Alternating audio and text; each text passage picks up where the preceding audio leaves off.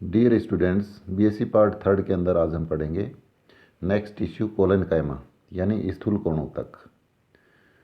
तो जो स्थूल कोणोत्तक है इसका ओरिजिन भी पेरेन्काइमा से ही होता है और इस टिश्यू की खासियत है कि इसमें सेल्स के जो कोण होते हैं, एंगल्स, उनके ऊपर डिपोजिशन पाया जाता है और यही इस टिश्यू का एक डायग्नोस्टिक कैरेक्टर है। सेल वॉल में कैल्शियम पैक्टेट का जमाव पाया जाता है जिसके कारण इसमें इलास्टिसिटी उत्पन्न हो जाती है, लचकता। कोलेनकाइमा की सेल्स पेरेन्काइमा की तुलना में अधिक मोटी होती हैं और सेल वॉल में सेलुलोज, हेमीसेलुलोज, पेक्टिन पाए जाते हैं, लेकिन लिग्निन नहीं होता है। इस टिश्यू का मुख्य लक्षण यह भी है कि सेल वॉल में डिपोजिशन के साथ साथ इलोंगेशन भी होता है और इसी कारण से प्लांट के जो यंग पार्ट होते हैं, जैसे टहनियाँ हैं, पर्णवृंत, पत्तियाँ, पुष्पवृंत, वायु के प्रबल जो झोंके होते हैं उनकी दिशा में झुक जाते हैं लेकिन टूटते नहीं हैं। ये डायग्राम के अंदर कुछ एंगल्स पर डिपोजिशन दिखा गया है। वितरण कहाँ पर, यानी ये कहाँ पर मिलता है डिस्ट्रीब्यूशन। तो कोलेनकाइमा डाइकोट स्टेम में एपिडर्मिस के नीचे 3 या 4 लेयर्स के रूप में मिलता है या समूह में ये हाइपोडर्मिस को बनाते हैं, जैसे हेलियंथस और कुकुरबिटा के अंदर। और मोनोकोट स्टेम में ये जो कोलेनकाइमा टिश्यू है ये नहीं मिलता है। इसकी जो टाइप्स हैं कोलेनकाइमा की, वो पैक्टिन और हेमीसेलुलोज के डिफरेंट जो डिपोजिशंस के प्रकार हैं उनके अनुसार 3 प्रकार के होते हैं। जैसे फर्स्ट है एंगुलर कोलेनकाइमा। जब डिपोजिशन सेल्स के एंगल्स पर पाया जाता है तो ये एंगुलर कोलेनकाइमा कहलाता है, जैसे धतूरा और टोमेटो के अंदर। दूसरा है इसमें डिपोजिशन के आधार पर लेक्यूनर और ट्यूबुलर कोलेनकाइमा। तो इनमें स्पष्ट जो इंटरसेलुलर स्पेस पाए जाते हैं और डिपोजिशन सेल वॉल के उन भागों पर मिलता है जो भाग अंतराकोशिकीय के अवकाशों के सामने होते हैं, जैसे साल्विया, मालवा और एल्था के अंदर।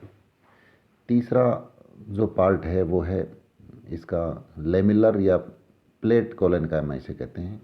इनमें डिपोजिशन मेन रूप से टेंजेंशियल वॉल्स पर होता है,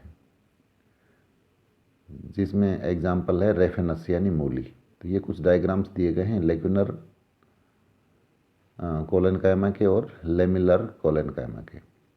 अब इसमें जो खास फंक्शन है वो देखिए। कोलेनकाइमा प्लांट के कोमल तरुण अंगों को इलास्टिक स्ट्रेंथ प्रदान करते हैं, यानी लचकता देते हैं, और इस प्रकार ये शाखाओं को वायु के प्रबल झोंकों से बचाते हैं। दूसरा, इनमें इलोंगेशन के समय भी लचीलापन होने के कारण ये तरुण पादप अंगों की वृद्धि को रोके बिना इलास्टिक स्ट्रेंथ प्रदान करते हैं, लचकमयी शक्ति प्रदान करते हैं। तीसरा, इनमें क्लोरोप्लास्ट मिलता है जिसे फोटोसिंथेसिस का कार्य भी करते हैं। तो ये इसके कार्य हैं। इसके अलावा इसके अंदर डिफरेंस बताए गए हैं पेरेन्काइमा और कोलेनकाइमा के अंदर डिफरेंस। तो ये इनको पढ़ करके नोट कर सकते हैं। जैसे पेरेन्काइमा की सेल्स लिविंग होती हैं, कोलेनकाइमा की सेल्स भी लिविंग होती हैं, लंबी और मोटी सेल वाली युक्त होती हैं, और इधर ये समव्यासी होती हैं और पतली भित्ति युक्त होती हैं पेरेन्काइमा की सेल्स। दूसरा, इनकी सेल वॉल में डिपोजिशन नहीं पाए जाते हैं पेरेन्काइमा में, जबकि कोलेनकाइमा के अंदर इरेगुलर डिपोजिशन होता है अनियमित रूप से। पेरेन्काइमा में इंटरसेलुलर स्पेस मिलते हैं, कोलेनकाइमा के अंदर नहीं मिलते हैं। इनकी सेल्स अंडाकार या गोलाकार या बहुभुजाकार होती हैं, जबकि कोलेनकाइमा की सेल्स गोल या बहुभुजाकार होती हैं। और 5वां पॉइंट है इसके अंदर फूड सिंथेसिस, फूड मटेरियल का स्टोरेज तथा श्वसन का कार्य करती हैं पेरेन्काइमा की सेल्स, और कभी कभी ये मेरिस्मेटिक भी हो जाती हैं। कोलेनकाइमा के अंदर ये प्लांट्स के कोमल अंगों को मजबूती और लचीलापन प्रदान करते हैं। और कभी कभी ये फोटोसिंथेसिस का कार्य भी करते हैं। तो ये सारा शॉर्ट के अंदर मैंने कोलेनकाइमा नोट किया है टिश्यू, जो कि शॉर्ट नोट्स में पूछा जा सकता है। इसके बाद अगला इसमें है स्क्लेरेनकाइमा। तो स्क्लेरेनकाइमा मोटी भित्तियुक्त कठोर सेल से बना हुआ सिंपल टिश्यू होता है और इनकी सेल्स में लिग्निफाइड सेकेंडरी वाल होती है, यानी सेकेंडरी वाल जो है वो लिग्निन के जमाव से बनती है। और मैच्योर जो स्क्लेरेनकाइमेटस कोशिकाएं होती हैं उनमें ल्यूमेन यानी कैविटी बहुत कम होती है तथा प्रोटोप्लास्ट का अभाव होता है। इसलिए सामान्यतः ये स्क्लेरेनकाइमा की जो सेल्स होती हैं दृढ़ोतक की, वो मृत कोशिकाएं होती हैं।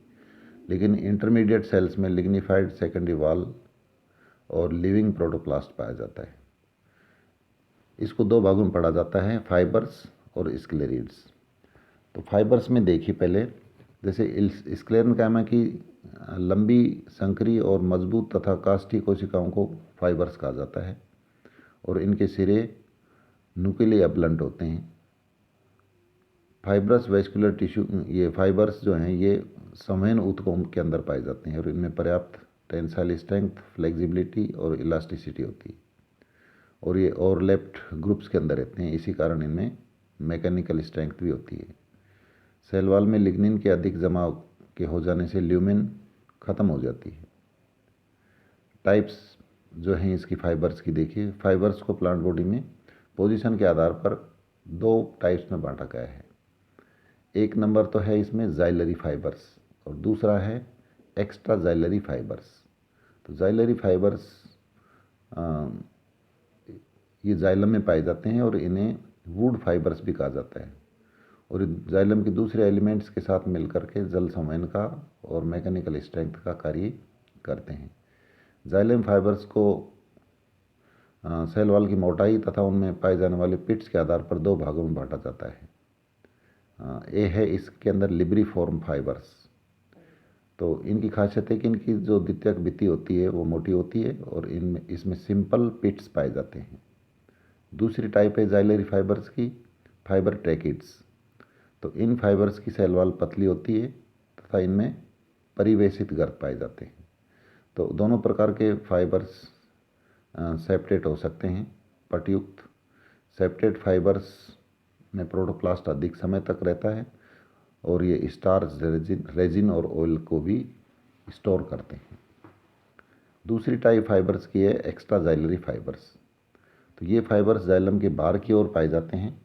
बाहर की ओर जो स्थित होते हैं, जैसे टिश्यू पाए जाते हैं, जैसे कॉर्टेक्स, पेरिसाइकल, फ्लोएम, इनमें मिलते हैं और इनको बास्ट फाइबर्स भी कहा जाता है। फाइबर्स की पोजीशन के आधार पर इनको भी तीन वर्गों में बांटा गया है, कॉर्टिकल फाइबर्स, पेरीवेस्कुलर फाइबर्स और फ्लोएम फाइबर्स। तो कॉर्टिकल फाइबर्स कॉर्टेक्स में पाए जाते हैं। पेरीवेस्कुलर फाइबर्स वेस्कुलर सिलेंडर की जो परिधि होती है, जाइलम फ्लोएम की जो परिधि होती है वहाँ पर मिलते हैं और ये फ्लोएम से नहीं बनते हैं। तीसरी टाइप है फ्लोएम फाइबर्स। तो ये प्राइमरी और सेकेंडरी फ्लोएम से बनते हैं। जाइलरी फाइबर्स की तुलना में एक्स्ट्रा जाइलरी फाइबर्स अधिक लंबे होते हैं और इनकी लंबाई 0.5 सेंटीमीटर से 0.7 सेंटीमीटर तक होती है। उस श्रेणी के जो पौधे होते हैं उसमें सबसे लंबे फाइबर्स बोमेरिया निविया के अंदर रिपोर्ट किए गए हैं, जिनकी लंबाई 55 सेंटीमीटर तक होती है, जिनको रेमी फाइबर्स कहा गया है। इनका जो ओरिजिन है, फाइबर्स में ओरिजिन में विभिन्नताएं पाई जाती हैं। तो जाइलरी फाइबर्स तथा फ्लोएम फाइबर्स प्रोकैम्बियम या वेस्कुलर कैम्बियम से डेवलप होते हैं, लेकिन पोएसी और साइप्रेसी जो फैमिली हैं ग्रासिस वगैरह की, इन प्लांट्स में इनकी उत्पत्ति प्रोटोडर्म से होती है। अब इकोनॉमिकली इनकी काफ़ी इंपॉर्टेंस है और एंजियोस्पर्मिक प्लांट्स के अंदर भी फाइबर्स मिलते हैं। जो खास प्लांट्स हैं उनके अंदर लाइनम यूसिटेटिसिमम, जिसको सन कहते हैं, कोरकोरस कैप्सुलरिस जिसे जूट कहा जाता है, कैनबिस सटाइवा जिसे हेम्प या सनई कहते हैं, अगेव सिसेलाना जिन्हें सीसल फाइबर्स कहते हैं और सेंसिवेरिया जिसको बो स्ट्रिंग हेम्प कहते हैं। तो आर्थिक रूप से जो फाइबर्स हैं इनको भी दो वर्गों में बांट देते हैं। जैसे हार्ड फाइबर्स हैं। हार्ड फाइबर्स वे फाइबर्स हैं जिनकी सेल वॉल में लिग्निन का जमाव अधिक होता है और सामान्यतः हार्ड फाइबर्स मोनोकोट्स में मिलते हैं, जैसे सीसल फाइबर्स और बो स्ट्रिंग हेम्प हार्ड फाइबर्स के एग्जाम्पल हैं। दूसरी ओर सॉफ्ट फाइबर्स की सेल वॉल में लिग्निन की उपस्थिति जरूरी नहीं है और इनमें पर्याप्त फ्लेक्सिबिलिटी भी होती है, लचकता। तो डाइकोट से प्राप्त फाइबर्स सॉफ्ट फाइबर्स कहलाते हैं, जिनके एग्जाम्पल हैं सन, जूट और सनई। तो ये फाइबर्स वाला पार्ट था। इसके बाद इसमें ट्रैकिड्स वाला पार्ट है, वो अपन नेक्स्ट वीडियो लेक्चर के अंदर पढ़ेंगे। Thank you.